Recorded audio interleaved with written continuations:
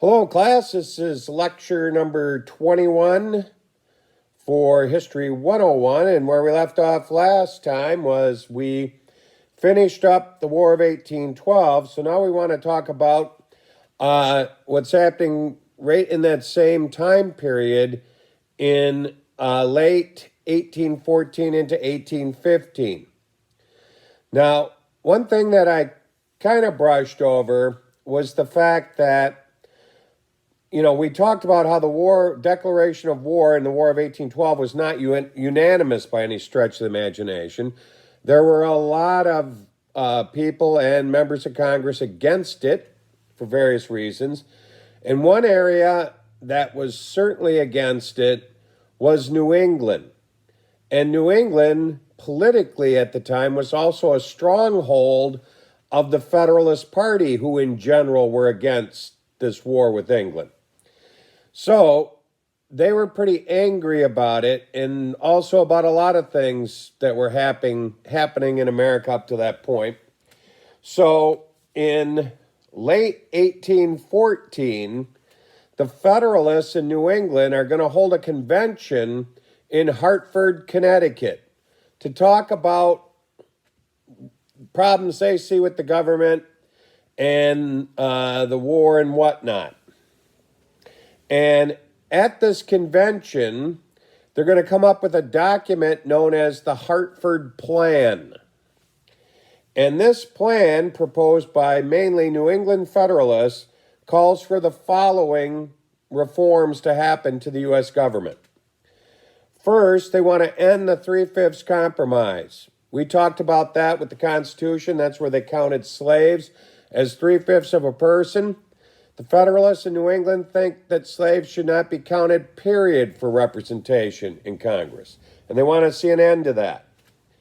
The second demand they make in the Hartford Plan is they want presidents limited to one term.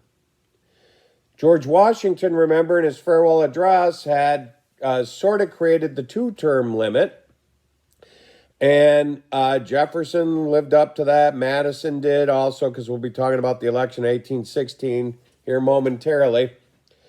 But Federalists in New England are sick and tired of every president coming from Virginia and the South. Because let's just think about it for a second.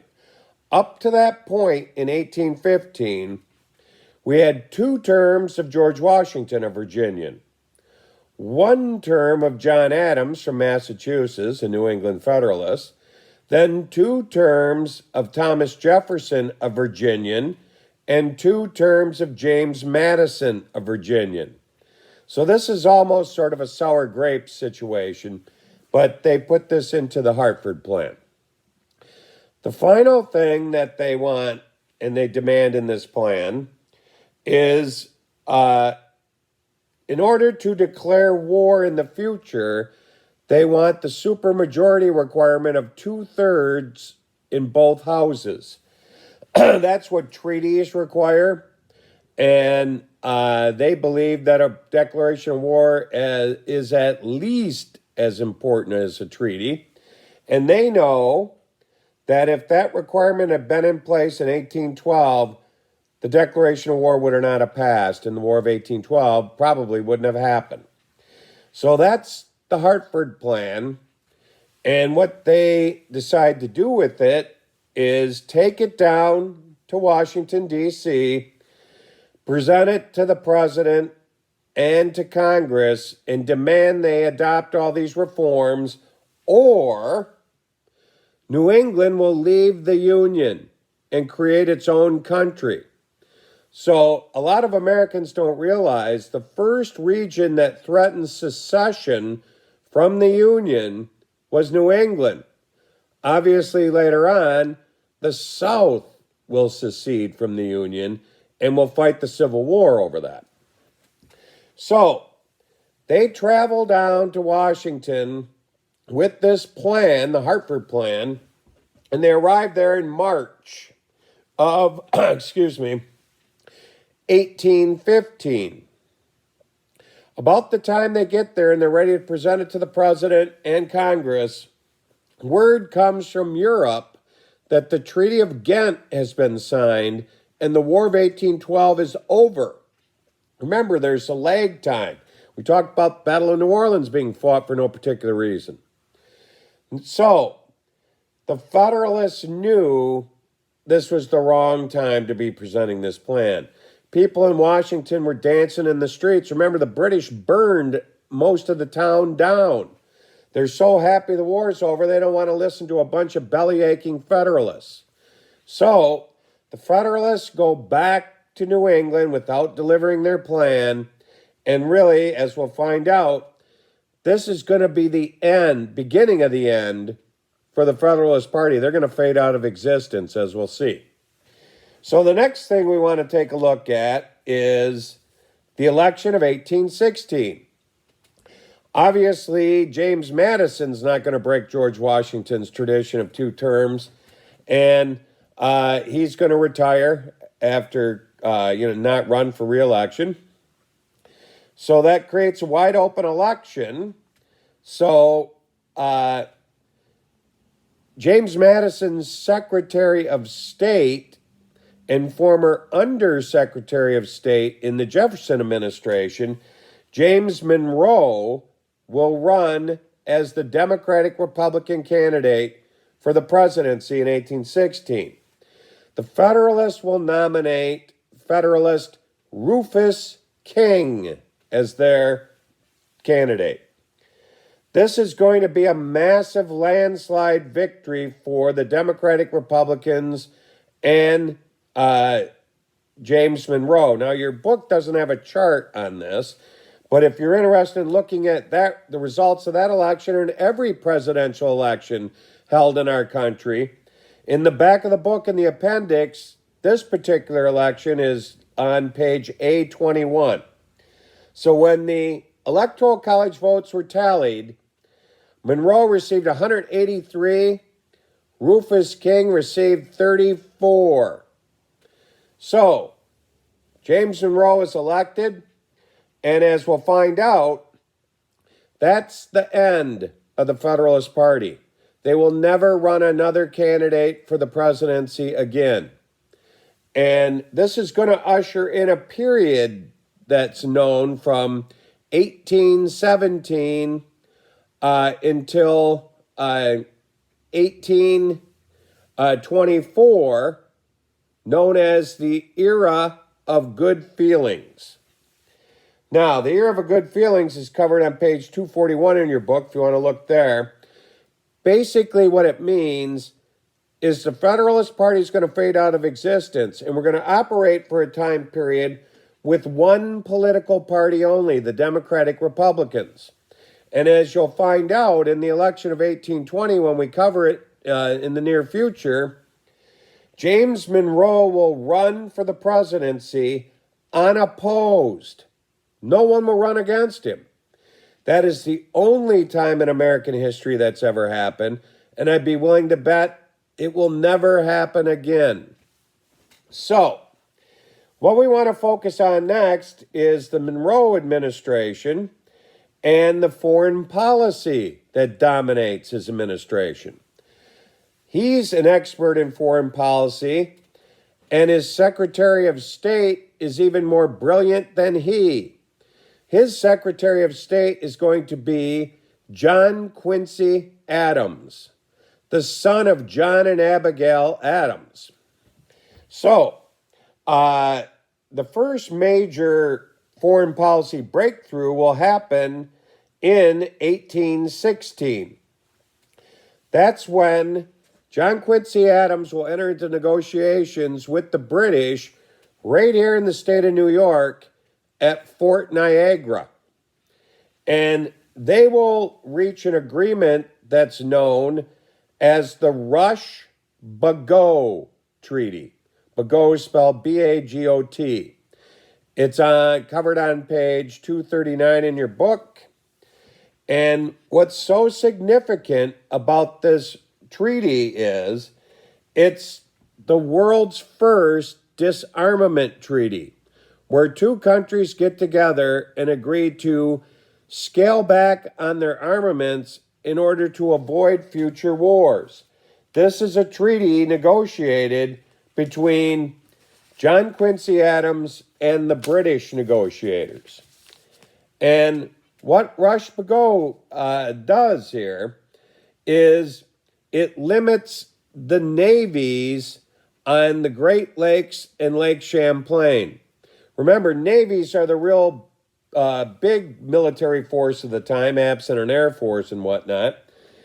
So it allows the United States and England to have only one naval warship each on Lake Champlain and Lake Ontario. And then the rest of the Great Lakes, Erie, Michigan, Superior, Huron, they're limited to two warships each. And if you're familiar with those Great Lakes, they're like small oceans. They're gigantic. Once you go out on them, I grew up on Lake Huron. You go out fishing way out in the lake, you lose sight of land. The lakes are so big.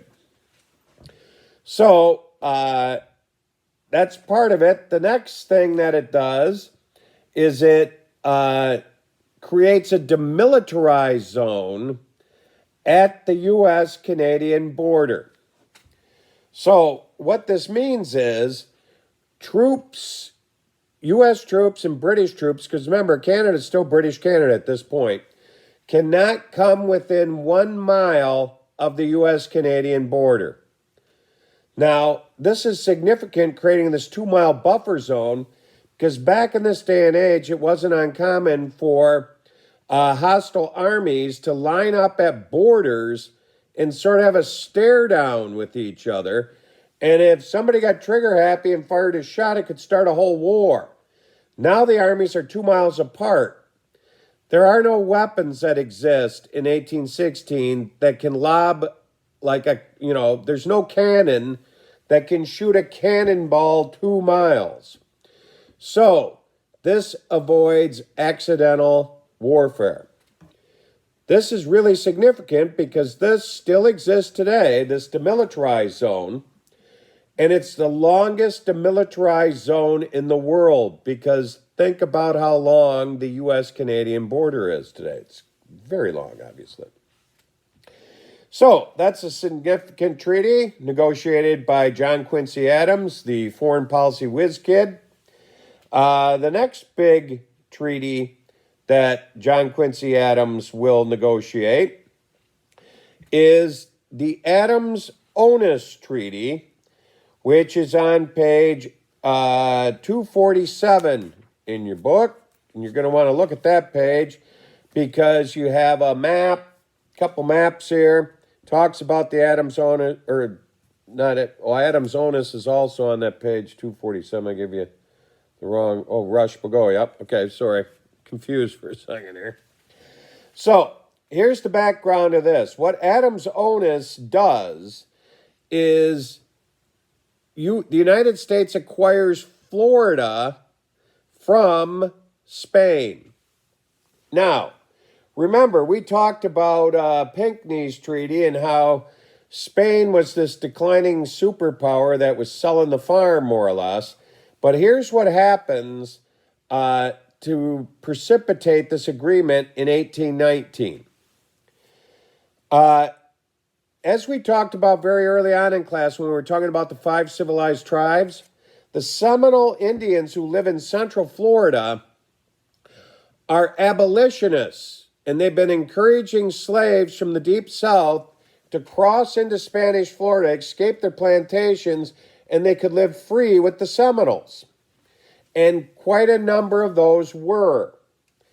And what this is going to end up doing is creating conflict between the Seminole Indians and the United States Army, and in particular, a very rambunctious general who's going to really exceed his power and illegally invade Spanish territory, Andrew Jackson from Battle of New Orleans fame.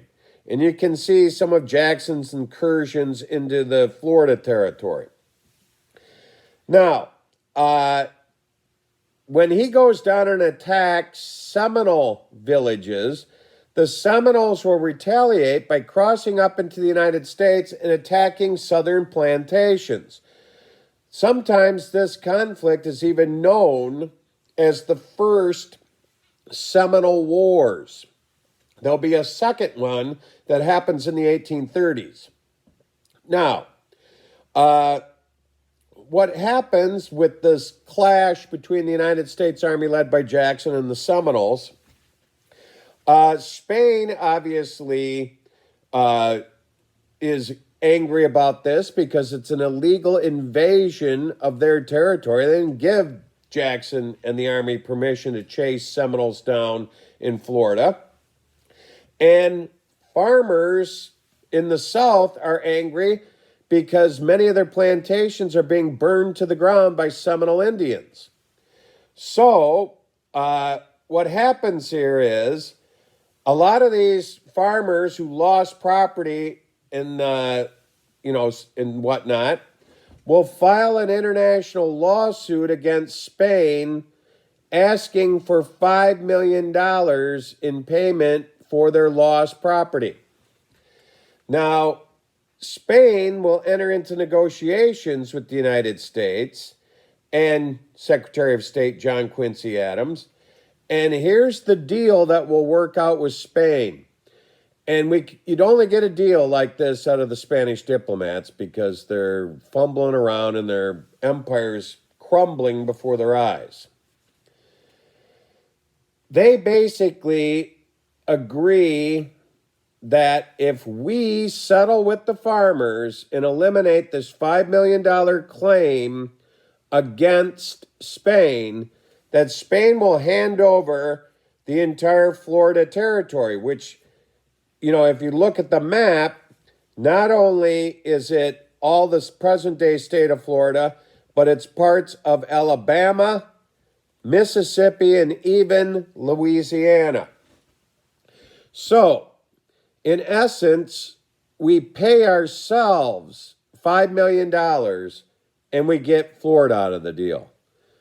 Quite a sweetheart deal, and this is another big feather in the cap of Secretary of State John Quincy Adams. So, Adams and the United States comes out of this smelling like a rose. So the next thing we want to talk about, is because we're going to stick to foreign policy, is we want to talk about the Monroe Doctrine. And the Monroe Doctrine is covered right at the tail end of Chapter 11 on page 249. So let me explain to you what the Monroe Doctrine is all about here. Now,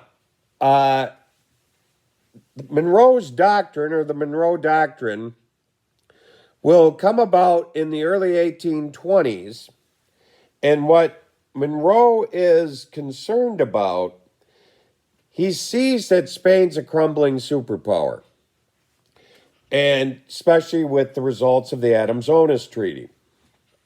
So he's very worried about the future of Mexico. Mexico is a gigantic holding by Spain. And if you take a look on page 251, we have a map here showing us North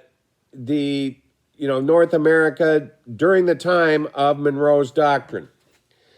And Mexico will ultimately gain independence from Spain by rising up in 1821. Monroe and John Quincy Adams knows this is going to happen. And what they're afraid of is a European power like the French or the Germans or whomever might want to swoop in and take over Mexico and recolonize it. And perhaps other parts of the Spanish Empire in North and South America that Spain is losing control of because their days as a superpower are basically over. So we're really worried about, these European powers kind of flying over North and South America like vultures just waiting to swoop in as soon as Spain pulls out. So what Monroe's doctrine says is, if any European power tries to colonize a new freely independent nation in the Western Hemisphere, the United States will come to its aid militarily. So in other words, right off the bat, what they're speaking about is, if somebody tries to swoop in and take over Mexico after it wins its independence, and obviously it'll be extremely weak then and vulnerable, the United States military will help defend it. Now, it's not a one-way street, though. Monroe's doctrine also reinforces Washington's farewell address. And Monroe and Adams, who actually wrote this document, stayed in the document that the United States will stay out of European land wars. I got to stop right now. I'm getting a phone call. I'll pick up in a few minutes.